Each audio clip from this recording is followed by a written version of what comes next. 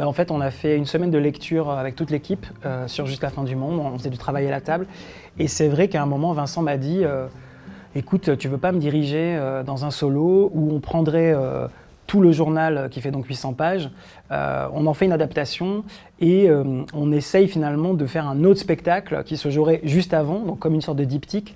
Et j'aimerais que tu me diriges dans ce projet-là où finalement Jean-Luc Lagarce raconte tout ce qu'il ne dit pas dans Juste la fin du monde.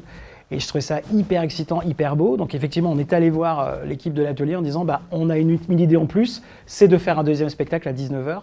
Et vraiment, moi je l'ai conçu, même en termes de scénographie, de mise en scène, de direction d'acteur, vraiment comme un diptyque où j'ai l'impression que quand on voit Il ne m'est jamais rien arrivé, c'est comme si on était chargé émotionnellement et on rentre dans cette famille de Juste la fin du monde, on rentre en fait par le regard en fait de Louis, de Jean-Luc, il y a toujours ce trouble, mais on est chargé par tout ça, par tout ce qu'il n'ose pas dire en fait à sa famille.